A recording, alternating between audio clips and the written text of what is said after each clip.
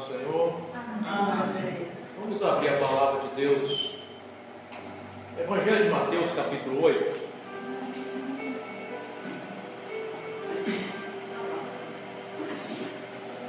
Se puderem, está de pé. Nós vamos ler a partir do versículo número 1. Mateus, capítulo 8. Estamos numa sequência de mensagens do Evangelho de Mateus e hoje nós vamos falar sobre a cura de um leproso. Amém? Amém. Diz assim a palavra do Senhor: Quando Jesus desceu à encosta do monte, grandes multidões o seguiram. Um leproso aproximou-se de Jesus, ajoelhou-se diante dele e disse: Senhor, se quiser, pode me curar e me deixar limpo. Jesus estendeu a mão e tocou nele. Eu quero, respondeu, seja curado e fique limpo. No mesmo instante, o homem foi curado da lepra. Então Jesus disse ao homem: não conte isso a ninguém. Vá e apresente-se ao sacerdote para que ele o examine. Leve a oferta que a lei de Moisés exige. Isso servirá como testemunho. Querido Deus, nós lemos a tua santa palavra. E precisamos que o Teu Espírito Santo ministre nos nossos corações aquilo que nós precisamos por meio dessa palavra. Abra a nossa compreensão. Remova, Senhor, toda a resistência. Aqueles que tiverem acesso a essa mensagem nas redes sociais, que possam também ser tocados pelo poder transformador do Senhor. Assim oramos em nome de Jesus. Amém. Os irmãos podem sentar. Meus amados irmãos, hoje nós vamos falar sobre um encontro transformador, porque foi exatamente isso que aconteceu nesse encontro desse homem leproso com o Senhor Jesus. A condição desse homem naqueles dias era uma condição terrível, porque aquele que era acometido por essa enfermidade, pela lepra, ele tinha não somente a sua vida física afetada, mas também a sua vida espiritual e social também era afetada, porque aqueles que se tornavam leprosos, eles não podiam frequentar um ambiente social. Eles eram afastados da sociedade e também era considerado alguém impuro espiritualmente. E, portanto, também eles não estavam livres para estar cultuando ao Senhor como nós estamos aqui hoje, sem contar o sofrimento que a própria enfermidade fisicamente também atinge o homem. Dada essa situação triste, terrível que esse homem estava vivendo e que a lepra provocava na vida do homem, a lepra passou a simbolizar na vida espiritual o pecado, ou aquilo que o pecado faz na vida do homem, porque o pecado ele trouxe consequências terríveis quando entrou na vida do homem. O homem hoje experimenta enfermidades como consequência de pecado. O homem experimenta sofrimentos como consequência do pecado.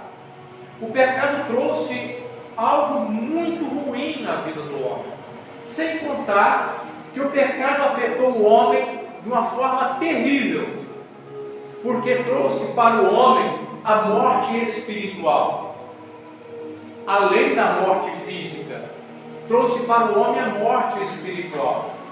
Assim, o homem afetado pelo pecado é considerado alguém separado de Deus, alguém distante da congregação celestial, da comunhão com a eternidade, da comunhão com os santos, porque o pecado faz exatamente isso na vida do homem.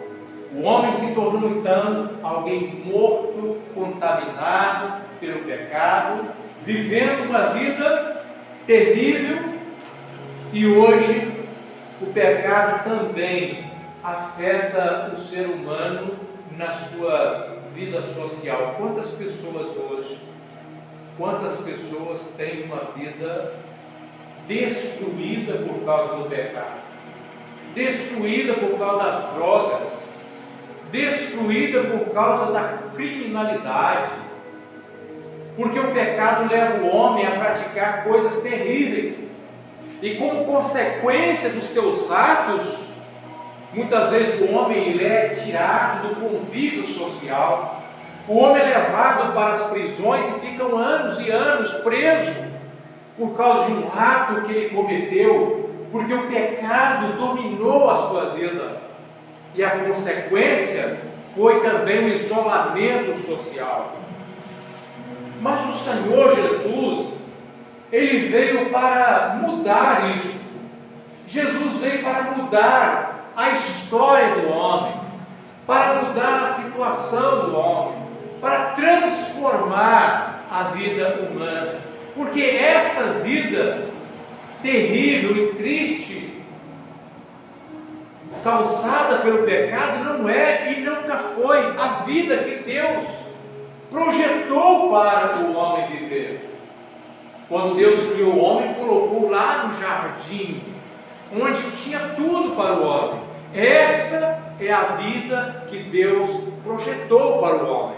Uma vida ausente de sofrimento, uma vida sem experimentar aquilo que hoje nos aflige por causa do pecado. E o homem, quando pecou, foi banido do jardim. Mas Jesus veio para trazer o homem de volta para o jardim. Amém. De volta para a presença de Deus. E um dia nós estaremos no novo céu e nova terra, Glória a Deus, gozando de tudo que Deus programou e projetou para o homem. aleluia. Mas quem vai estar lá? Quem vai viver isso? Aquele que, como esse leproso, aproveitou a oportunidade nessa vida de ter um encontro com Cristo, um encontro transformador. A palavra do Senhor diz que havia multidões seguindo a Jesus, mas nem todos que seguiam a Jesus experimentaram de fato uma transformação. Por quê? Porque muitos seguiam a Jesus, mas estavam em busca de outras coisas, de outras necessidades. Muitos estavam seguindo Jesus preocupados com esta vida apenas. Hoje, não são poucos aqueles que seguem a Jesus, mas em meio à multidão que segue a Jesus, quem de fato está experimentando a transformação, quem de fato teve um encontro transformador com Cristo, teve de fato uma vida mudada. E é isso que o Evangelho propõe para o homem: uma transformação, um encontro genuíno com o Senhor da vida, com o Senhor que transforma, com o Senhor que cura, e cura qualquer enfermidade, mas cura a pior enfermidade, a enfermidade da alma, a lepra espiritual. Aquele homem, aproveitando a oportunidade, aproximou-se de Jesus e ajoelhou-se diante dele e disse: Senhor, se quiser, pode me curar e me deixar livre. Esse era o desejo daquele homem: ser curado e se tornar limpo. Se tornar limpo para viver uma vida normal, uma vida liberta, livre. Meus irmãos, aquele homem, ao se curvar diante do Senhor, se humilhar diante do Senhor e buscar o Senhor, e ele não exigiu de Cristo. Há muitas pessoas hoje que querem exigir de Deus a cura. Seria possível sair com as crianças e sair com elas? Elas estão cochilando. Sai o rosinho com elas para se cantar aqui. Meus irmãos, então, aquele homem, ele disse ao Senhor Jesus: se o Senhor quiser, o Senhor pode. Isso demonstrou uma humildade e também uma fé, porque aquele homem sabia que Jesus podia fazer o que Jesus de fato fez na sua vida. Ele aproximou-se de Jesus confiante: Jesus pode me curar dessa enfermidade, e Jesus pode me tornar limpo. E qual foi a resposta de Jesus a essa súplica desse homem? Jesus respondeu imediatamente: seja curado e fique limpo. Porque a vontade do Senhor Jesus também era curar aquele homem, era limpar aquele homem, era libertar aquele homem. Assim podemos dizer que a vontade do Senhor Jesus é curar o ser humano da lepra do pecado, da enfermidade do pecado, da sentença de morte que o pecado traz para o homem. A vontade do Senhor é limpar o homem. Aliás, só haverão Deus aqueles que foram limpos. Só os limpos verão a Deus. Só os limpos estarão diante de Deus, vivendo na eternidade com Deus. Ninguém vai entrar na presença de Deus com a mancha da lepra do pecado. Levando a lepra do pecado, ninguém vai entrar na presença de Deus. É preciso o homem experimentar, através de Cristo Jesus, o encontro genuíno que transforma, o encontro genuíno que limpa o homem. No mesmo instante, diz a palavra do Senhor, que o homem foi curado da lepra. No mesmo instante, o homem foi curado da lepra. Meus irmãos, o Senhor, Ele tem o poder para transformar o homem imediatamente, para mudar a história do homem imediatamente. O Senhor faz isso. O Senhor tem poder para fazer essas coisas. Então Jesus disse ao homem: não conte isso a ninguém, porque não era o momento ainda. Jesus ainda precisava fazer algumas coisas para depois ser entregue e ser morto. Então o momento era de manter-se um pouco em sigilo as coisas. E Jesus fala com isso: não conta para ninguém, mas você precisa fazer uma coisa. Vá, apresente ao sacerdote,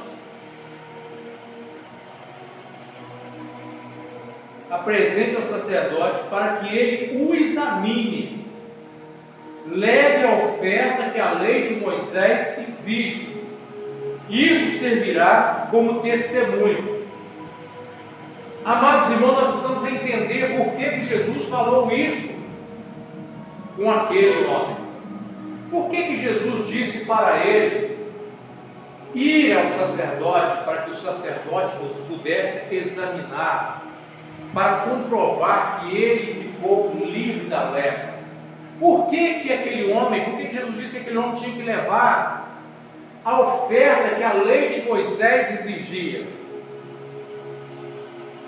Precisamos entender que nesse momento ainda vigorava-se a lei de Moisés.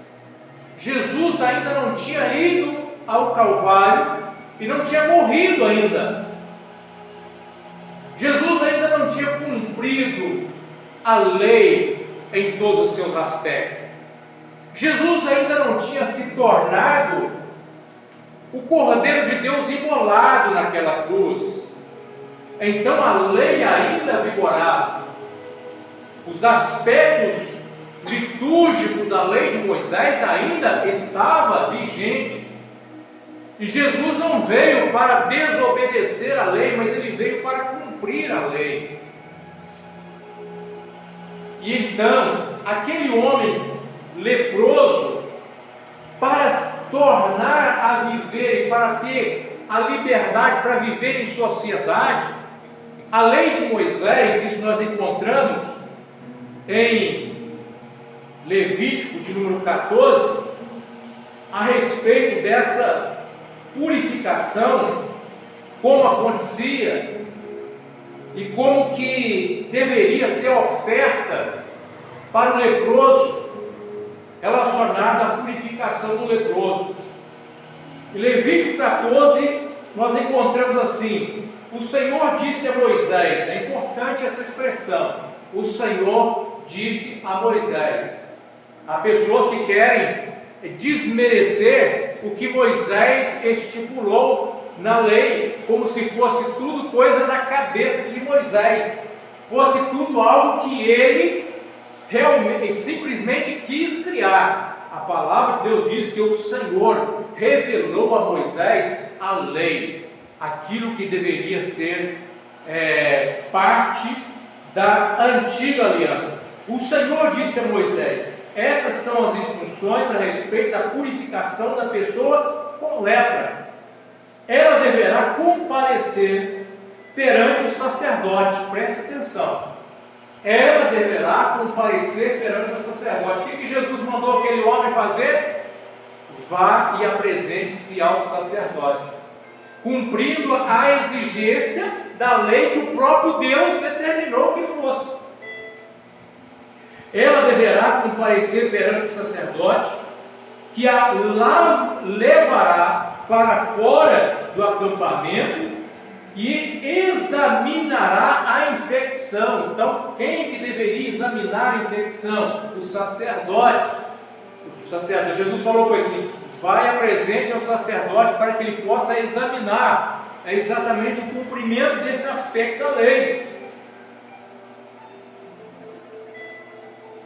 Se o sacerdote constatar que a lepra foi curada, realizará uma cerimônia de purificação usando 2 aves vivas cerimonialmente puras, um pedaço de madeira de cedro, um pano vermelho e um ramo de isopo. O sacerdote mandará matar uma das aves sobre uma vasilha de barro cheia com água limpa. Em seguida, pegará a ave viva, o pedaço de madeira de cedro, o pano vermelho e o ramo de isopo, e os molhará no sangue da ave que foi morta sobre a água limpa. Depois disso, o sacerdote aspergirá 7 vezes o sangue da ave morta sobre a pessoa que está sendo purificada da lepra. Quando o sacerdote é purificado, a pessoa soltará a ave viva em um campo aberto. Que sacrifício lindo era esse! Que sacrifício lindo era esse! Por quê? Porque tem um aspecto simbólico profundo. O homem se apresentava diante do sacerdote levando uma oferta para o sacrifício. 2 pássaros puros, porque para a oferta a Deus não poderia ser animais impuros, deveria ser animais puros. E eles deveriam levar essas 2 ofertas ao sacerdote. Entendemos assim que esse leproso, após ter sido curado pelo Senhor Jesus, foi diante do sacerdote com essas 2 ofertas, 2 aves. E o sacerdote, examinando aquele homem anteriormente leproso, constatou que ele foi purificado. E então ele agora realiza a cerimônia de purificação. A cerimônia de purificação, que envolvia a morte de uma das aves. Esse sacrifício, como todos os outros sacrifícios, aponta para o único sacrifício que verdadeiramente tem poder para purificar o homem dos seus pecados: o sacrifício de Cristo Jesus. A morte da ave inocente tornava aquele leproso purificado. E não era somente o sangue da ave que morria e agora era aspergido 7 vezes sobre aquele homem limpo, mas também se usava a água viva, a água pura. Existem 2 elementos que purifica aquele que verdadeiramente tem um encontro real com Cristo: o sangue e a palavra de Cristo. O sangue de Cristo e a sua palavra é que nos purifica. O sangue de Jesus nos purifica de todo pecado. A sua palavra nos santifica a cada dia, para que possamos estar agora diante de Deus, com a nossa consciência purificada, como o escritor aos Hebreus diz, que devemos aproximar diante do Senhor com a nossa consciência limpa, purificada, com água pura.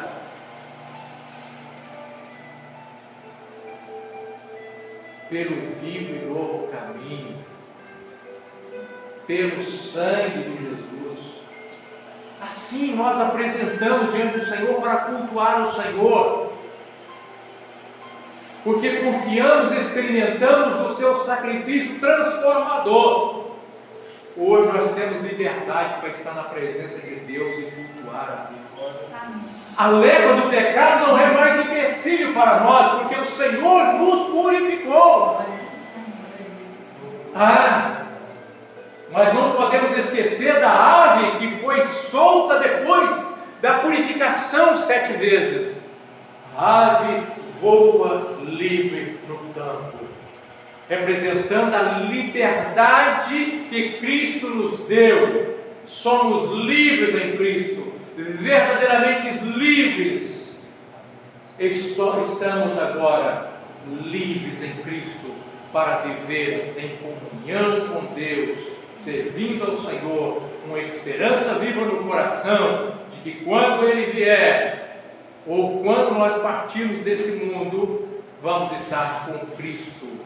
E um dia estaremos onde a palavra de Deus diz que nós vamos estar: no céu e nova terra, onde as lágrimas cessarão, onde as enfermidades que nos assolam ainda deixará de existir. Não haverá enfermidade, não haverá mais dor. Que promessa gloriosa é essa? Que promessa é essa? Quem não quer viver isso? Quem não quer viver essa promessa? Quem não quer viver essa realidade? Mas só tem um caminho, e o caminho é Cristo. Só tem um capaz de transformar e purificar o homem, e o seu nome é Jesus. Aqueles que ainda não tiveram um encontro transformador com Cristo, devem fazer como aquele leproso, não deixar passar a oportunidade, ir até o Senhor e cair de joelho, arrependendo-se dos seus pecados. Aquele que se arrepende dos seus pecados e crê no sacrifício de Jesus, diz a palavra do Senhor que o sangue de Jesus Cristo nos purifica de todo o pecado. Aquele que declara fé no sacrifício de Jesus, no sangue de Jesus, diz a palavra que o sangue de Jesus justifica a nossa vida. Estamos justificados diante de Deus pela obra de Cristo aplicada em nós. Que Deus abençoe a cada um de nós, nos fazendo valorizar esse grande sacrifício e desfrutar agora a liberdade que nós temos em Cristo Jesus. Somos livres, não somos mais presos, não somos mais escravos do pecado, somos livres, mas não somos livres para viver na carnalidade, na libertinagem, para fazer como muitos querem fazer, cumprindo assim a profecia dura da carta de Judas.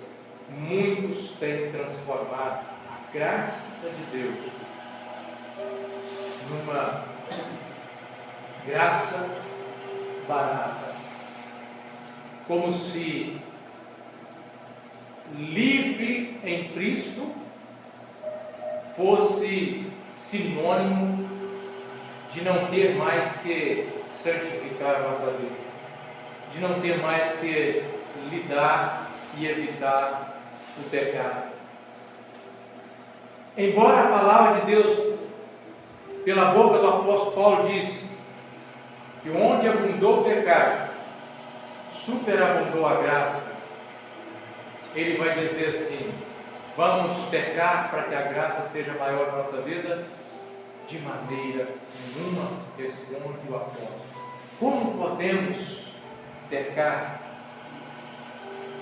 Como podemos viver no pecado, sendo que já morremos para ele? Assim devemos viver em novidade de vida, em novidade de vida, como a ave livre que voa pelo campo. Que Deus abençoe a todos nós com essa palavra de Deus. Vamos cantar o louvor.